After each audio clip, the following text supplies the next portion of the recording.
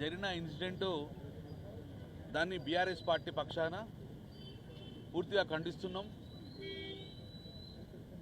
బాధితులు ఎవరైతే ఉన్నారో నలుగురు, ముస్తాక్ కానీ, మహేందర్ కానీ, రాజేష్ కానీ, ఇంకోతను కూడా, ఈ నలుగురు ఆరోగ్యంగా ఉండాలని చెప్పి మేము కోరుకుంటున్నాం. ఈరోజు హాస్పిటల్గా చూడడానికి వచ్చినాం.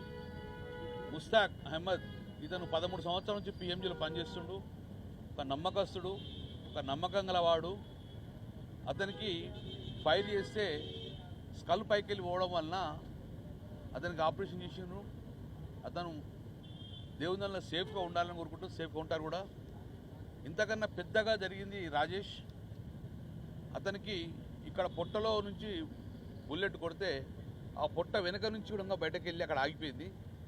సో ఇప్పుడు నేను మా కౌశిక్ ఎమ్మెల్యే గారు మరియు మా రవిశంకర్ గారుతో పాటు మన నగర అధ్యక్షుడు అందరం కూడా వెళ్ళి ఈరోజు లోపల ఆపరేషన్ థియేటర్ కూడా వెళ్ళాము.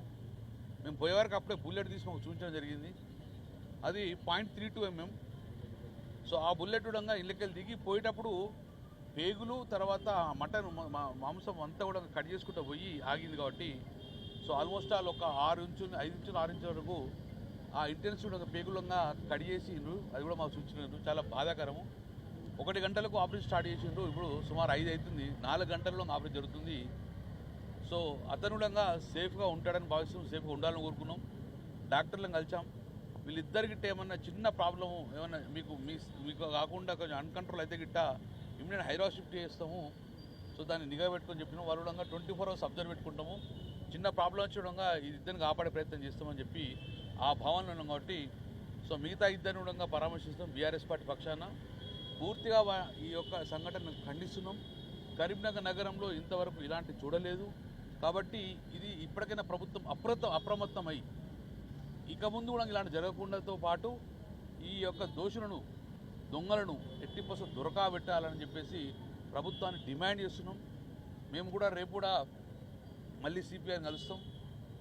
ఎటు వెళ్ళిర్రు, ఏ రూట్లో వెళ్ళిండ్రు, ఇంత నిర్లక్ష్యం ఎట్లా, యథేచ్ఛగా వచ్చి ఫైర్ చేసి స్కూటర్ మీద యథేచ్ఛగా పోతుండంటే ఏం ధైర్యం చూసుకున్నారు, ఎవరి ధైర్యం చూసుకొని చేసిండ్రు.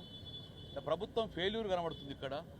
కాబట్టి ఇప్పటికైనా పోలీస్ యంత్రాంగం రోడ్ల మీద పోయేటప్పుడు చెక్ చేసుకొని ఆర్సీ ఉన్నదా, నాకాబంద్ ఉందా, ఇవి కాకుండా ఇటువంటి యాంటీ సోషల్ ఎలిమెంట్స్ ఏమైనా కరీంనగర్ తిరుగుతుండ్రా, ప్రజలకు హాని చేస్తున్నారా, యాంటీ సోషల్ ఎలిమెంట్ తోటి ప్రజలకు ఇబ్బంది అవుతారా అనే విధంగా ఆలోచించాలి. నిన్నటి వరకు కరీంనగర్ అంటే సేఫ్ సిటీ అనుకున్నాం. కరీంనగర్లో మహిళలు ఆడబిడ్డలు నగలేసుకొని బయట తిరగడంగా ఎలాంటి ఇబ్బంది కాలే. కానీ ఈరోజు నగలు వేసుకుంటూ కాదు, ఇళ్ళలో పెట్టుకోవడం భయపడే పరిస్థితి వచ్చింది. ఇప్పటికైనా ప్రభుత్వం అప్రమత్తమై ప్రభుత్వం వెనువెంటే చర్యించుకొని ప్రజలకు భద్రత కల్పించే ఒక నమ్మకం కల్పించండి. ఇలాంటి సంఘటనలు పునరావృతం కావు అని చెప్పేసి నమ్మకం కలిగే విధంగా మీరు ప్రభుత్వం చర్యలు తీసుకోవాలి. పోలీస్ యంత్రాంగం కూడా చర్యలు తీసుకోవాలి. ఇక ముందు మేము బయటకు వెళ్ళాలంటే భయపడే స్థితికి రావద్దు. కాబట్టి భయపడే స్థితికి రాకుండా ఎట్టి పరిస్థితుల్లో ప్రజలకు నమ్మకం కలిగే విధంగా పోలీస్ చర్య ఉండాలని చెప్పడంగా బీఆర్ఎస్ పార్టీ పక్షాన డిమాండ్ చేస్తున్నాం.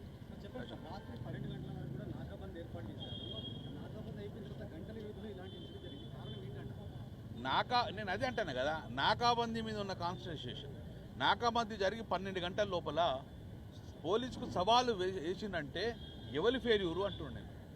ప్రభుత్వం దేని మీద కాన్సన్ట్రేట్ చేస్తుంది? ప్రజల భద్రత మీద కాదా? ప్రజల భద్రత మీద కాన్సన్ట్రేట్ చేయండి. పొద్దున్న లేతే నీ ఆర్సీ ఉన్నదా, లేకుంటే నీ మీద పెనాల్టీలు ఉన్నాయా, చట్టాలకెళ్ళి వచ్చి కొట్టుడు ఇది కాదు. చట్టాలకెళ్ళి బయటకు వచ్చి ఏ యాంటీ సోషల్ ఎలిమెంట్ కరీంనగర్లో వచ్చిందనే విధంగా లా అండ్ ఆర్డర్ మెయింటైన్ చేసే విధంగా పనిచేయండి మీరు. మేము మళ్ళీ కూడా చెప్తున్నాం, మళ్ళీ పొద్దున చెప్పినాం, మళ్ళీ చెప్తున్నాం, ఇలాంటి సంఘటనలు జరుగుతాయి కావచ్చు అనే స్మార్ట్ సిటీలో ప్రథమంగా మేము పెట్టింది 760 కెమెరాలు పెట్టుకొని దాంతోపాటు ఇవన్నిటి కూడా అనుసంధానం చేసినాం. కమాండ్ కంట్రోల్కి అనుసంధానం చేసినాం. నేను పోలీసు డిమాండ్ చేస్తున్నాను, ఈ కెమెరాలన్నీ కూడా మనం గమనిస్తే ఏ రూట్లో వచ్చిండ్రు, ఏ రూట్లో వేయండ్రు, ఏ బండి మీద వచ్చిండ్రు, అవన్నీ కూడా కమాండ్ కంట్రోల్. అసలు కమాండ్ కంట్రోల్ పనిచేస్తుందా లేదా కూడా చూడండి. ఇవన్నీ కెమెరాలు మేము పెట్టిన స్మార్ట్ సిటీలో మేము చాలా కాన్సన్ట్రేట్ చేసుకొని వాడలా టెంట్లు వేసుకొని మేము కమాండ్ సీసీ కెమెరాలు పెట్టించినాం, ప్రైవేట్గా పెట్టించినాం, ప్రభుత్వ పరంగా పెట్టించినాం. అయినా కానీ ఇలాంటి సంఘటనల్లో గంట లోపల పట్టుకోవాలి. ఏది మేము ఒక ఎగ్జాంపుల్ చెప్తాం. ఒక ఎగ్జాంపుల్ చొప్పదండి దగ్గర అనుకుంటా, ఇక్కడ కెరమాలు ఎక్కడో ఒక ఒక ఒక చిన్న పాపను ఎత్తుకపోతే 3 గంటల లోపల పట్టుకున్నాం సీసీ కెమెరా పెట్టుకొని మా ప్రభుత్వంలో. ఒక పుట్టిన పాపను ఎత్తుకొని పోతుంటే సీసీ కెమెరాలు తీసుకొని 3 గంటల లోపల ఆ పాపను తల్లి దగ్గర చేసిన ప్రభుత్వం మాది. ఇక్కడ దగ్గర 4 ప్రమాద స్థితిలో ఉన్నారు. యథేచ్ఛగా తొడగొట్టిన ప్రభుత్వం మీద సవాలు విరిచి బైక్ల మీద పోతుండే, నగలు పెట్టుకొని పోతుంటే ఇంతవరకు కూడా ట్రేస్ కాలే. ఇంకోటి చెప్పానా, వాళ్ళ ధైర్యము అంటే ఎవరి అసమర్థంగా భావించుకున్నారు.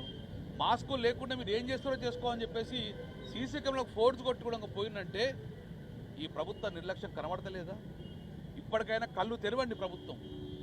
వానిళ్ళు వీనిళ్ళు కూడా కాదు, ప్రభుత్వం ప్రజల యొక్క ప్రాణాలు కాపాడే దిశగా ప్రజలకు భద్రత కలిగే విషయంలో చొరవ చూసుకోవాలని చెప్పేసి మేము ప్రజల పక్షాన ప్రభుత్వాన్ని డిమాండ్ చేస్తాం. టైంకు రాలేదు. నేను వెళ్ళి నా బైక్ మీద ఒక అతను తీసుకొచ్చి మళ్ళీ ఆటోలో ఒక అతను తీసుకొచ్చాను. మళ్ళీ ఇంకొకటి చెప్తున్నా, ముస్తాక్ అంటేనే, రాజేష్ అంటేనే, మహేందర్ అంటేనే ధైర్య సాహసాలకు నేను నిజంగా వాళ్ళు అభినందిస్తున్నాను. వాళ్ళ దగ్గర వెపన్ ఉన్నా కూడా నేను అడిగిన ఇప్పుడు ఆయనను అంత ధైర్యం చేసినామంటే, సార్ మేము 13 సంవత్సరాలే పిఎంజీకి ఒప్పు తింటున్నాము, మా సంస్థను మేము కాపాడుకోవాలి, ఏమైతే ఆమెదని చెప్పేసి అటాక్ అయినాం సార్. కానీ వాళ్ళు నిజంగా ఫైర్ చేస్తారని అనుకోలేదు, అయినా కానీ కూడా ధైర్యంగా చేసినామని చెప్పినాం. సో ఇలాంటి ధైర్యాన్ని అభినందిస్తున్నా. కానీ పాపం ఆ ధైర్యంలో సాహసంలో తన ప్రాణాలు కూడా తెగించినందుకు నిజంగా వారి అందరికీ కూడా అభినందిస్తున్నాము. దేవుని కోరుకుంటున్నాము వాళ్ళు సేఫ్ సైడ్గా బయటకు రావాలని. నేను పిఎంజే యాజమాన్య కుశాల్ జయంతో మాట్లాడతా, వాళ్ళకు డెఫినెట్గా ఆ కంపెన్సేషన్ ఇచ్చే వాళ్ళకి ఆదుకోవాలి, వాళ్ళ కుటుంబాన్ని ఆదుకోవాలని చెప్పడంగా నేను కుశాల్ జైన్ కొడుతూ మాట్లాడతా. వాళ్ళని మంచి దోస్తు కాబట్టి. సో అల్టిమేట్గా నేను మళ్ళీ చెప్తున్నాను, కరీంనగర్ నగరం అంటే సెకండ్ టైర్ సిటీ హైదరాబాద్ తర్వాత. ఇక్కడ అద్భుతమైన నగల దుకాణాలు వచ్చినాయి, జాయ్ లెక్కాస్ కానీ మేము ఆహ్వానించినాం అందరినీ ఇక్కడ డెవలపే కావాలని. మానేర్ రివర్ ఫ్రంట్ లాగా వాళ్ళందరికీ ఒక భద్రత, ప్రభుత్వం అంటే ఒక భద్రత విధంగా ఉండే విధంగా జాయ్ లెక్కాస్ లాంటి 100 కోట్ల రూపాయల ఈ బంగారం నగలు ఉన్నారంటే ఆ యొక్క గవర్నమెంట్ యొక్క భద్రత విషయంలో వచ్చింది. సో కరీంనగర్లో పిన్ డ్రాప్ ఎక్కడ చిన్న ఇన్సిడెంట్ అయినా దొరుకుతున్న ఒక భద్రత వచ్చింది కాబట్టి, సో ఇది ప్రజలు కూడా అలాంటి సంస్థలకు కూడా ఒక భయోందోళన గురి చేస్తుంది కాబట్టి, ఈ భయోందోళన కరీంనగర్ ప్రజలకు ప్రప్రదంగా వచ్చింది కాబట్టి భయాలను దొరికితే బాధ్యత ప్రభుత్వం తీసుకోవాలని చెప్పి డిమాండ్ ఇచ్చింది. 760 కెమెరాలు మీరు ఫిట్ చేసినని చెప్తున్నారు కదా కమాండ్ కంట్రోల్. అంటే ఇన్సిడెంట్ జరిగి 6 గంటలు అవుతుంది. సో ఇప్పటి వరకు కూడా నిందితులను పట్టుకోవాలంటే కెమెరాలు పనిచేస్తున్నారని ఆరోపణ. నేను 100% చెప్తున్నా. నేను ఆ రోజు చెప్తున్నా, ఈ రోజు చెప్తున్నాను. కరీంనగర్ ప్రజల భద్రతనేమో ప్రథమ కర్తవ్యం అని చెప్పి ఆ రోజు 700 నుంచి 770 కెమెరాలు పెట్టితో పాటు ప్రైవేట్ కాకుండా ప్రతి అపార్ట్మెంట్ ముందర పెట్టుకున్నాం, ప్రతి హాస్పిటల్ ముందర పెట్టుకున్నాం. అవి కాకుండా ఉంటే ప్రభుత్వం 770 అనేది నిరంతరంగా కమాండ్ కంట్రోల్ కనబడుతుంటుంది. నేను ఒకటే చెప్తున్నాను, టీఆర్ఎస్ ప్రభుత్వంలో కమాండ్ కంట్రోల్ పనిచేస్తుంది. మరి ఇప్పుడు ఎందుకు పనిచేస్తలేదు? పనిచేస్తే ఇంత దొరకరు. మీకు బావుపేట రూట్లో పోయిందని ఇప్పుడు అనుకుంటారు. బావుపేట రూట్ల దగ్గర ఆసిఫ్ నగర్ దాకా కూడా కెమెరాలు ఉన్నాయి, గ్రానైట్ ఇండస్ట్రీ మొత్తం కెమెరాలు ఉన్నాయి. ఎక్కడ పోయింది ఇక? సో ఇమ్మీడియట్గా ప్రభుత్వం స్పందించి ఒక స్పెషల్ టీం వేసి దోషులను, దొంగలను తొందరగా పట్టుకోవాలని చెప్తున్నాను. 750 సీసీ కెమెరా పనిచేస్తున్నాయా లేవా, కమాండ్ కంట్రోల్ పనిచేస్తా లేదా, చేయకపోతే వెంటనే ఇవ్వలు యాక్టివేట్ చేయమని ఉండని ప్రభుత్వం డిమాండ్ చేస్తుంది.